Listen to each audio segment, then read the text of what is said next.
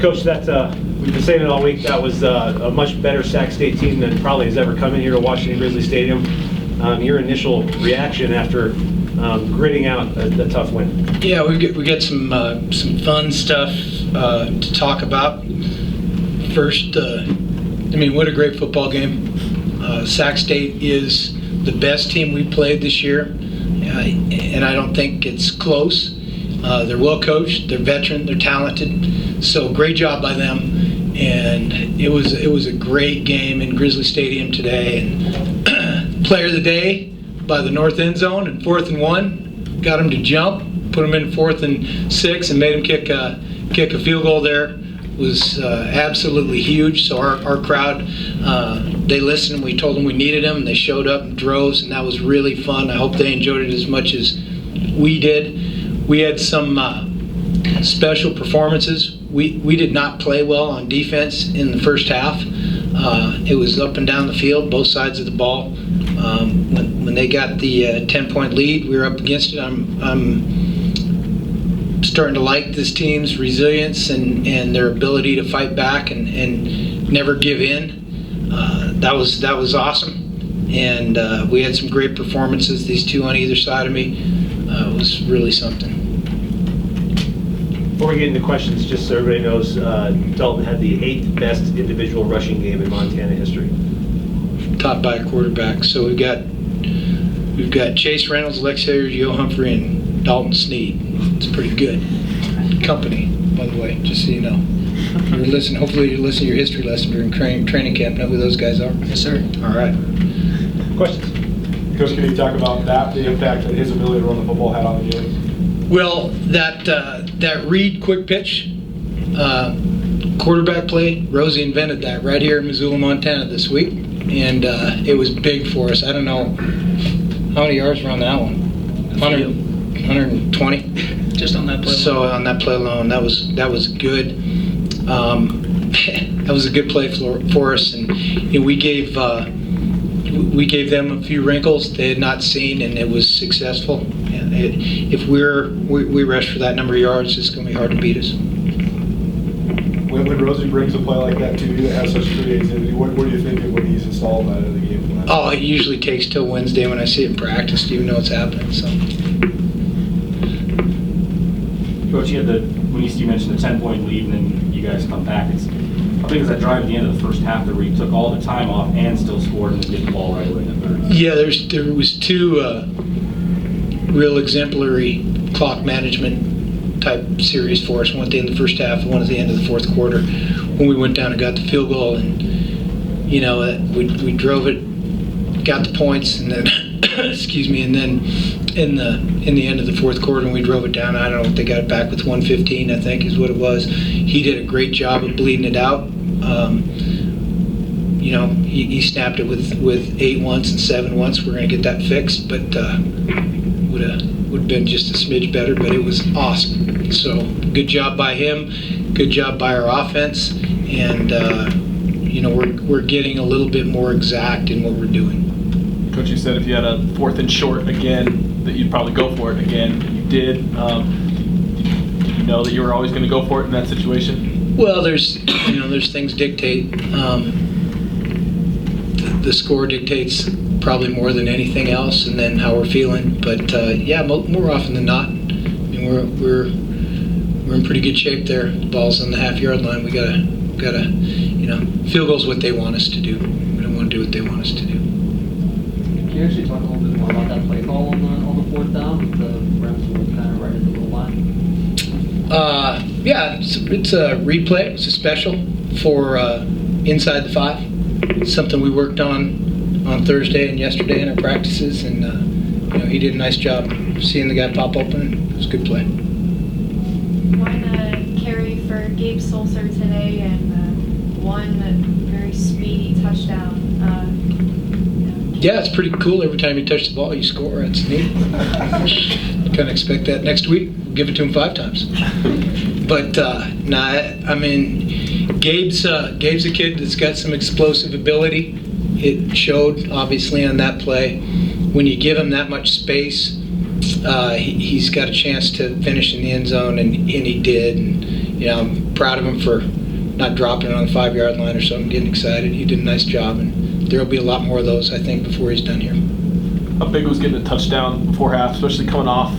You had the play-action play where you had it perfectly dialed up, just couldn't quite connect with Samori, and then dropped 3rd down, and then Yeah, we had the shot play on the post that, he didn't do much wrong today. Been good to hit that one. We had the fade ball that Samori scored on and had his foot out of bounds. Those two were big plays in the game. So to go down and get those points before half when we were down 10 was good, knowing we had the ball coming out of the locker room, and we felt good about things.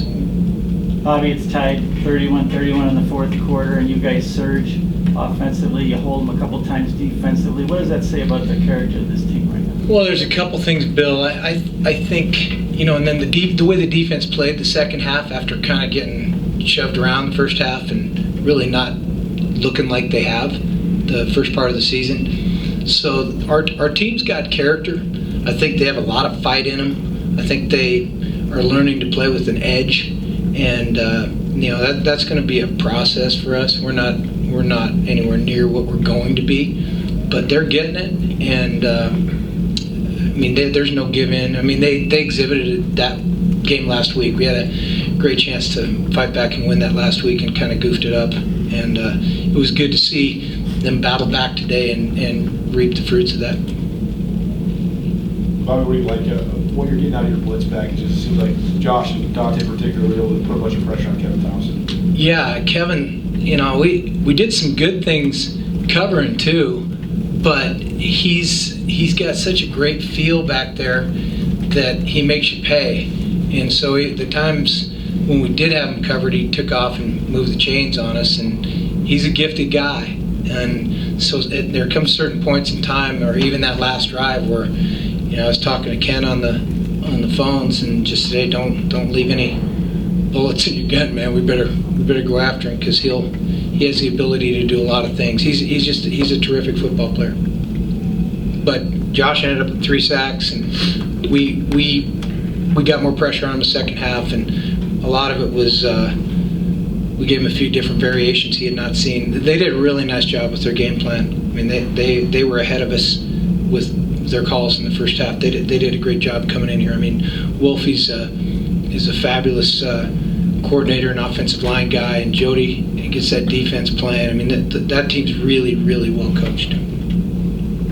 Josh, when you guys went up that 1 touchdown, what was the mood on the defensive end? Were you guys just going to say, we're not letting them score, we're going to kind of take care of it on the defensive side of the ball? All the coaches have done a great job of, no matter what the quarter is, you got to play as hard as you can. Coach Hauck preaches it, and team that plays the toughest, longest, hardest will win. And so, we try to really focus on our mentality and just play as hard as we can every snap, and, at the end, look up at the scoreboard. John, was there a particular adjustment you guys made in the run game, especially against the zone read, that helped you guys keep 33 in check a little bit better in the second half? We were just making small mistakes here and there. We didn't start off how we wanted to.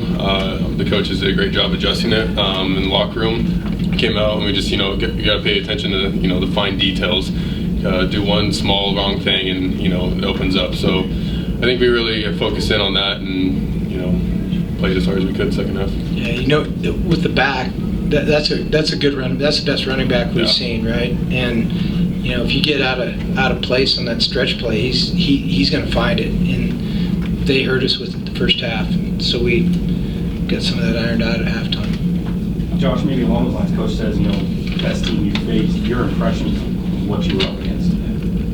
Yeah, they're a good team. Their running back, he's fast boy. He's really fast. Quarterback was good. That was probably one of the funnest games I've ever played in. Just the environment, and 2 teams going at it for 4 quarters straight. It was back and forth the whole game. So I give credit to them. They're a good team, and it was a fun day. Dalton, on the day where they're honoring a quarterback legend, and then to set a quarterback record, I guess, what does that mean to you? I think it shows how much. I don't want to take any credit for that, because every person in this room could have ran through the holes that we ran through today. And it shows the growth of a young offensive line that has just progressively gotten better week in and week out. And I mean, it really showed today. How many rushing yards we had, I don't even know. But it's hats off to the offensive lineman the whole way. Nowhere on me. I wish the record that you just said Montana 2018 offensive line. When Rosie comes to you guys with that play, the fake pitch play, I guess, are you pretty excited to run it in practice? And was it working in practice right away, or did you have to iron it out a little bit? Yeah, we had to practice a little bit, but he said, hey, this play's gonna hit in the game, and he's a great coach. I trust him. He said, hey, you can make a great pitch and it'll hit. And sure enough, first play we ran it hits for 75 yards. So. Where does this rank for you in terms of just most memorable, exciting games? I think somewhere near the top 3, 100%. Just being with, like he said, Arner, a great quarterback, a legend coming back to Missoula, who really set the standard here for Montana football. Wearing the throwback colors is obviously a huge thing. It's awesome. And like Coach was saying, the fan base, unreal. There's no environment like it. So obviously getting a great win today, being 1-0 in conference is somewhere we're right there in the top 3 of greatest games to play in. Well, along the lines of that pitch play, you also had the fake throw, and then you ran into 1 touchdown. That's just something you've kind of always done, is those kind of the ball fakes that way, is part of what you've always done. I think just having as many tools as you can helps. They bid on the fake, and hole was wide open. So, like I was saying earlier, the offensive line's been doing a great job, and no one's in my face all day today. I think they gave up 1 The way sack. he stood in there in the middle of it today and trusted those guys is pretty special. And they held up, did a good job. No turnovers this week. I know you're kind of feeling it after last week. How's it See you, feel Fritzy. after last week's performance? I think that's how you win ball games. Obviously, we won by 7 points, and a turnover, with just 1 turnover, that could be a difference in the ball game. Coach Hauck preaches ball security every day, so you go out there, you play smart, you protect the football like it's gold, as Coach Hauck says, and that's how you win ball games. A couple more questions. Josh, on your 3rd sack, completely untouched. Was it a line game up front, or how were you able to just have a free run out of Kevin Thomson? Everyone does their 111 basically. Someone's going to come free, on our pressures, and it just happened to be me that time. It's nothing I'm doing or anything. The D-line, ran it perfect. The other 2 backers, Jason, Dante, ran it perfect. Everyone, the corners covered it down, DBs. So yeah, everyone's just doing their 111th, and I happen to be the one that didn't get touched on that one. On the first day of fall camp, you said that you think that Gabe Solser is going to make a really big impact. He definitely did today on the 1 touch that he had. What did you see on that play that allowed him to run for 53 yards and score? Saw someone that was really fast. And like the coaches, they recruited him because, like Coach Hauck was saying, he's very explosive. So we wanted to get him the ball out in space and try to do that with everybody. And he made a great play there, coming around the end and turning on. Dylan, I just had one more. You're essentially a play away from being 4-0 right now. How pleased are you with what this team has been able to do? I think it just shows the resilience and the toughness that Montana football has been built on. Coach Hauck has instilled that in us since December when he was hired, or whatever month he was hired. As soon as he came in, he said, hey, we're going to be the toughest, most physical team out there. And no matter what, if we're down 14-0, we're going to keep fighting. If we're down 21-0, we're going to keep fighting. And it's just been what he has preached and built this program on, that we were to come out and not fall down. Bobby, first Big Sky Conference victory in 8+ years. What's this one like for you? They're all special, man. In fact, I told Coach Elliott last week when we had a chance to visit after the game, that was his first career win. I said that never gets old. So, special day out there. It was really neat. I mean, everything from wearing the copper jerseys and having David here and just a fabulous football game. Great, exciting day. And for those, if anybody didn't get a chance to come, they missed something good today. Thanks, guys. Well, don't go all at once, boys. Jody, you guys were so explosive in the first half. Montana seemed to buckle down in the second half. What changed offensively for you guys? What were they doing defensively to slow down a little bit more? Oh, well, I think it was just I can't speak to it right off the bat culture. I mean, we didn't quite probably execute as well as we did in the first half. Protection broke down a couple times. But, it just comes back to us executing at a high level in a hostile environment, and that's one thing I addressed earlier in the week, and that's something that we've got to continue to get better at. Anything in particular you saw that helped Montana's quarterback run for all the yards he did today? I know it's just a lack of our execution. I know that. That's something that obviously Rosie had in the game plan. They hadn't seen a lot of that, but shoot, we get to face this guy every day. So a running quarterback is not a novelty to us. Was the crowd as much of a factor as you thought it'd be? No.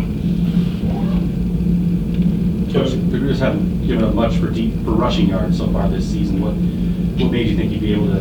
Well, that's just who we are. We don't get enamored by a location or a crowd or a stat. We do what we do, and we try to play to our strengths. And we got some good backs. And, that wasn't a surprise to us. Kevin, what were you seeing in the zone read game when you were giving the ball to Elijah? How much confidence do you have in him, especially in the first half? We have a lot of confidence in him. We prepared a lot during the week, and we saw some looks in the run game that looked really good to us. So we noticed that they were going to kind of play it soft and get the gives as far as the zone read. So that was my job, was just give the ball to him, fake and let him do his thing. Was Montana showing you anything pre-snap in terms of taking away stuff over the top? No, we pretty much got exactly what we thought we were going to get. A lot of cover one on third downs, and a little bit of zone coverage. But we felt like we could throw the ball over the top when we needed to. But we just kind of stuck to our game plan. We were really effective at running the ball, so we wanted to establish that and throw based off the run. So. The pressure they were able to put on you, was it mostly blitzes? Yeah, they were bringing some odd blitzes there, and we struggled on a few plays getting them picked up. I gotta slide the protection the right way a couple times, so it's a full offensive unit effort there. We all got to be a little bit better, but yeah, they were bringing some blitzes that got to me. So. Jody tied 31-31. What do you think was the deciding factor down the stretch? They just made more plays than we did.